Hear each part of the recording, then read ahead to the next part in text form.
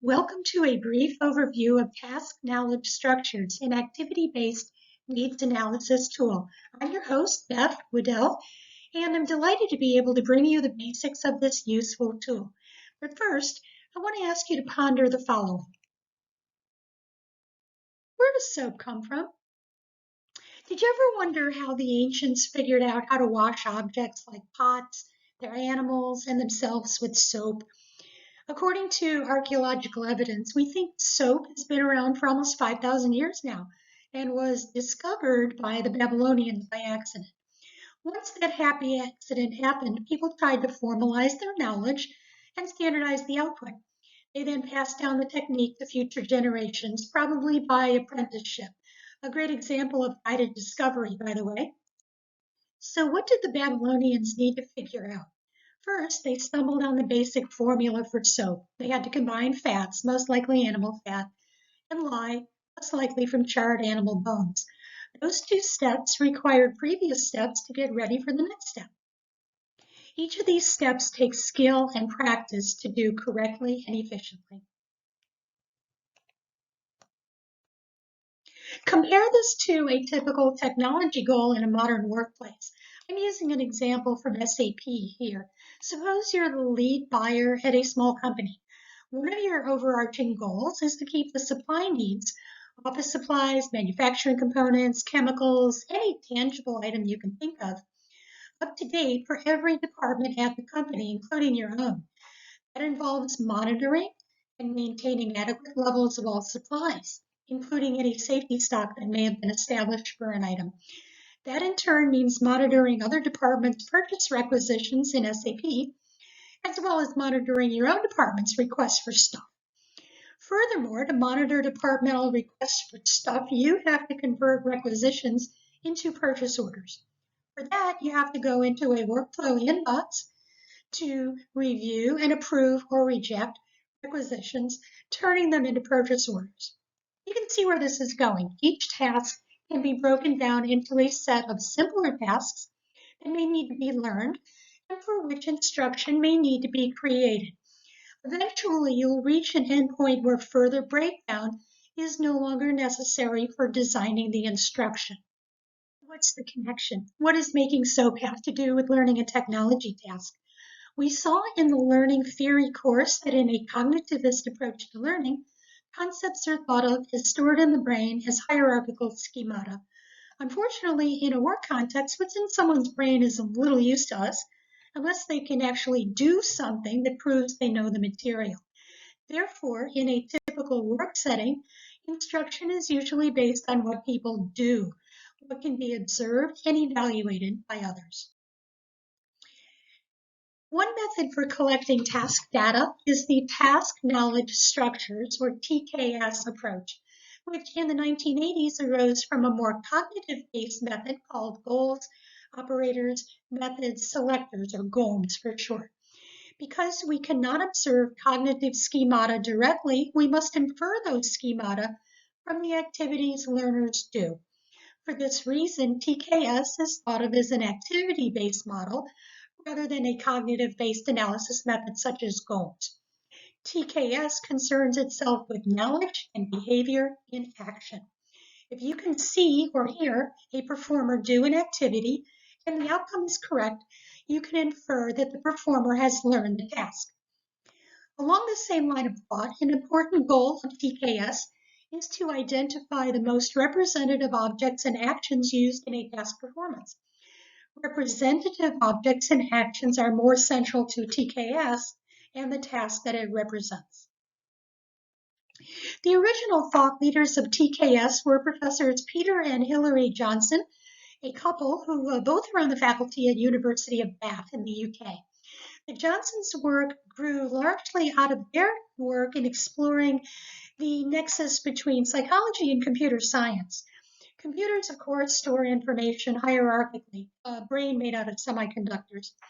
And just as we can't see how the zeros and ones are arranged on a microchip, but we can see the output of a computer on a screen or a piece of paper, so also can we see the evidence of the brain's representation of what it contains by what a performer does.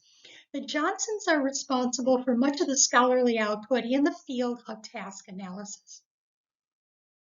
The premise of TKS is that any complex task can be broken down into successively smaller tasks until a logical level is reached.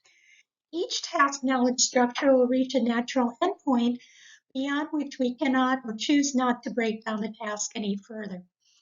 TKSs are representations of the different kinds of knowledge that are engaged in order to perform some task. The Johnsons posited that doing the task is functionally equivalent to the knowledge structures that people possess and use when performing a task. For example, in the purchasing scenario on a prior slide, the learner demonstrates that she knows how to approve a purchase requisition by clicking two specific buttons, one for approve or reject, and one for save in that order.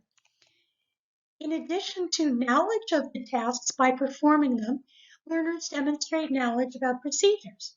For example, in the purchasing scenario, the learner demonstrates knowledge about the PO approval procedure by going into her SAP inbox, reviewing purchase requisitions, and approving or rejecting them. In addition to the procedures, you'll notice the steps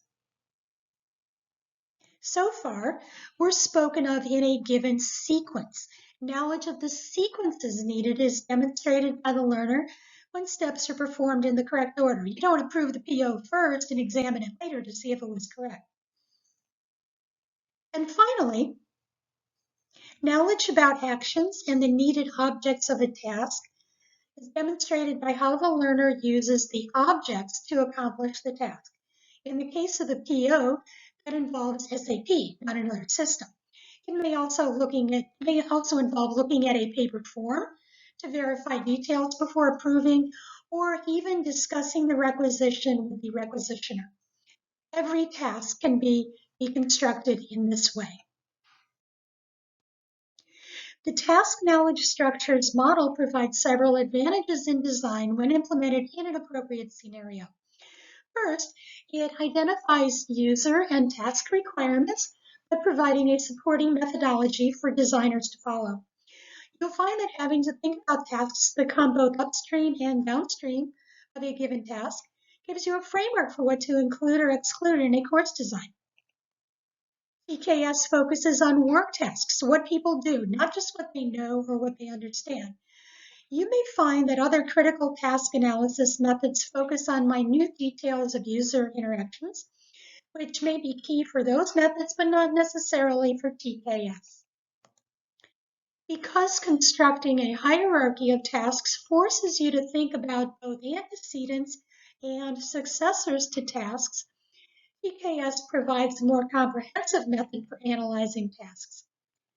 And because you've mapped out all preceding and following tasks in a structure, you've created a roadmap for rapid prototyping of instructional materials. You now know exactly what needs to be in a given course and, by extension, what doesn't. The TKS method sounds great, doesn't it? But there are some scenarios in which it's not the best suited to perform needs analysis. First, because it is an empirical method, it isn't the best to analyze those learning scenarios where non-task learning or strictly cognitive learning is involved. It doesn't work with task analysis techniques which are not concerned with knowledge, such as ability profiling, and other techniques which have an evaluative role in assessing the complexity of task performance, but have no explicit method of task analysis. And finally, along those same lines, TKS is not meant to be an evaluative tool in and of itself.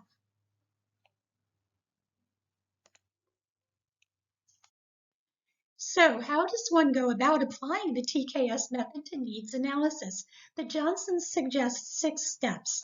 First, collect information about the task using data gathering and knowledge acquisition techniques. Observe skilled performers in their workplace settings. Notice the tools and techniques they use and don't use. You can also interview skilled performers and use think alouds to pick their brains. This is one of my favorite things to do when conducting a front-end analysis. Second, identify the knowledge components used in task performance. You'll have to put some thought into the info that you get to identify the goals, sub-goals, and object action pairs. Third, identify representative, central, and generic properties of tasks.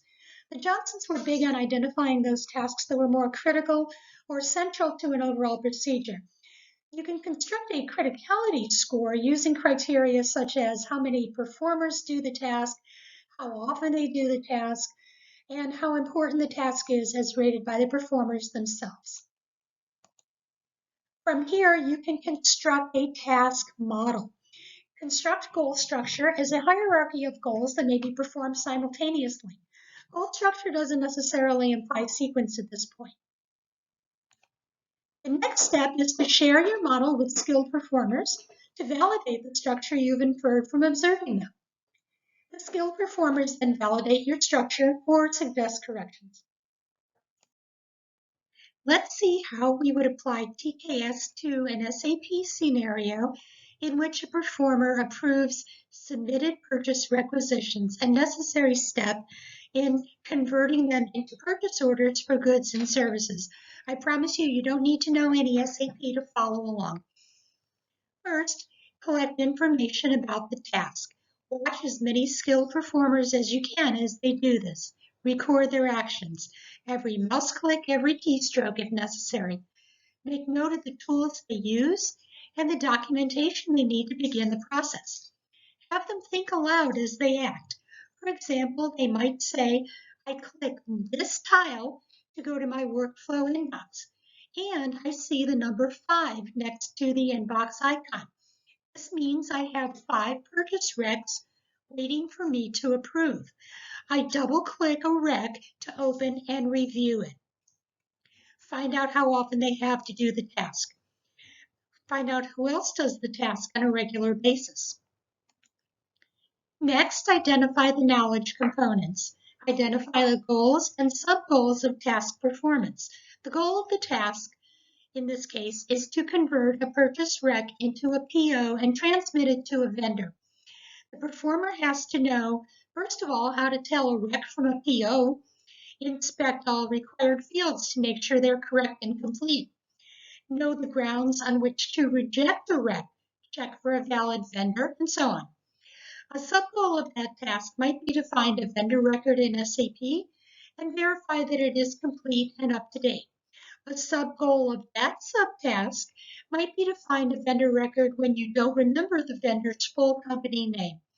Again, think alouds are great for getting the performer to describe every pertinent detail. Finally, knowledge components often occur in action-object pairs. For example, click, an action, a tile, object, to go to the inbox. In that task, the action is a single left click and the object is the tile. It happens to be labeled SAP Business Workplace. Next, identify properties of the tasks. For each object action pair, find out how critical or central the task is to the procedure. Ask how often they do this. Ask what would happen if the task were not done correctly. Is the mistake easily fixable? If so, what is the task to fix it? Can you do the task to fix it, or do you need to request help from someone else? Do the same for all the subtasks. Next, you're ready to construct the task model. You'll see a partial example of a task model on the next slide. Construct the task model as a hierarchy. The hierarchy is of goals that may be performed simultaneously. In other words, order doesn't matter for right now. Just be sure to put in all the sub-goals for each goal. Describe the properties or characteristics of each object. Describe a prototype when possible. Next, once you've got your task model constructed, communicate it to the skilled performers.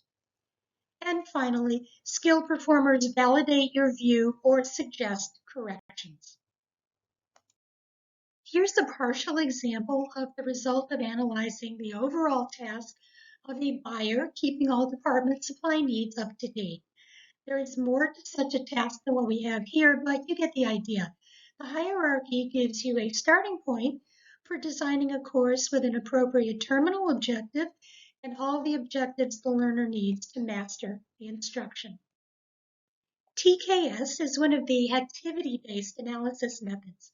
Other methods include activity theory. This creates for the instructional designer a framework to assess tasks within the context in which they occur. The theoretical basis of activity theory originated in the fields of economics and politics, but has great applicability to the design and implementation of learning activities. Next is syntactic analysis. This is a form of activity analysis consisting of a systematic means for analyzing text to identify characteristics within the text. Syntactic analysis grew out of the fields of reading and linguistics.